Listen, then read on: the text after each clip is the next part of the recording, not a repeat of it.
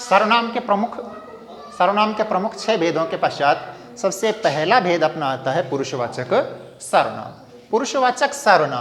पुरुषवाचक सर्वनाम क्या है? स्त्री या पुरुष के नाम के स्थान पर जिन शब्दों का प्रयोग करते हैं उन्हें पुरुषवाचक सर्वनाम कहते हैं। स्त्री या पुरुष के नाम के स्थान पर जिन शब्दों का प्रयोग हम करते हैं उन्हें पुरुषवाचक सर्वनाम कहते हैं।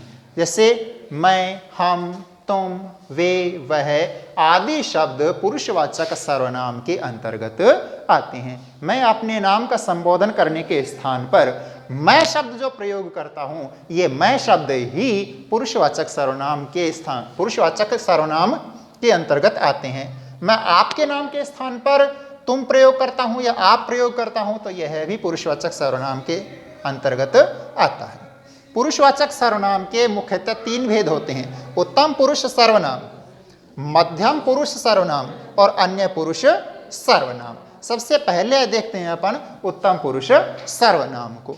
वक्ता या लेखक अपने नाम के स्थान पर जिन शब्दों का प्रयोग करता है उसे उत्तम पुरुष सर्वनाम कहते हैं।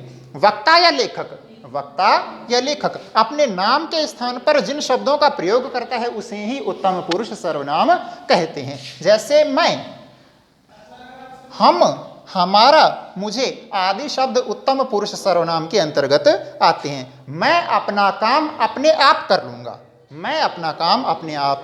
लूंगा, उत्तम पुरुष सर्वनाम के अंतर्गत आता है। हम अच्छे से मेहनत करेंगे, उत्तम पुरुष सर्वनाम के अंतर्गत आता है। हमारा घर सड़क के उस पार है, ये सब उत्तम पुरुष सर्वनाम के अंतर्गत आते हैं। जिन शब्दों को श्रोता या पाठक अपने नाम के स्थान पर काम में लेता है। ठीक है। नंबर 2 मध्यम पुरुष सर्वनाम। नंबर 2 है मध्यम पुरुष सर्वनाम। वक्ता या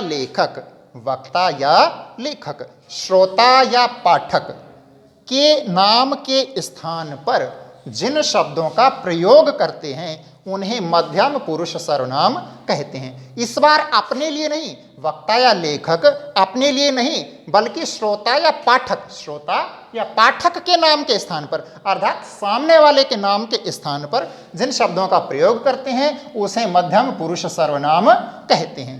जैसे तुम, तुम्हारा, तुम्हें अच्छे से मेहनत करनी चाहिए। अब ये अपने लिए नहीं बल्कि सामने वाले के लिए कहा जा रहा है।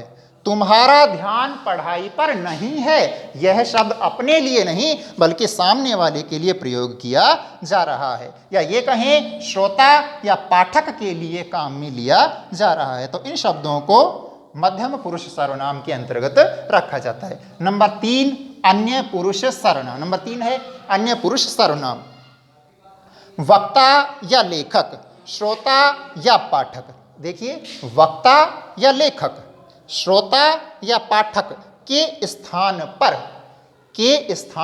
पर किसी अन्य व्यक्ति को संबोधित करने के लिए जिन शब्दों का प्रयोग करते हैं वह अन्य पुरुष सर्वनाम कहलाते हैं।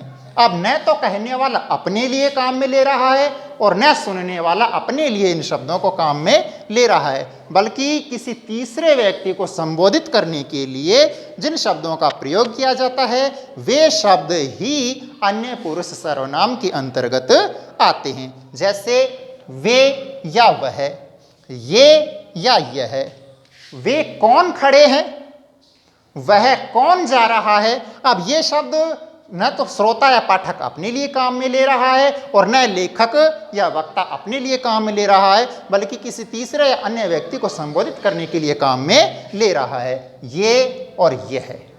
ठीक।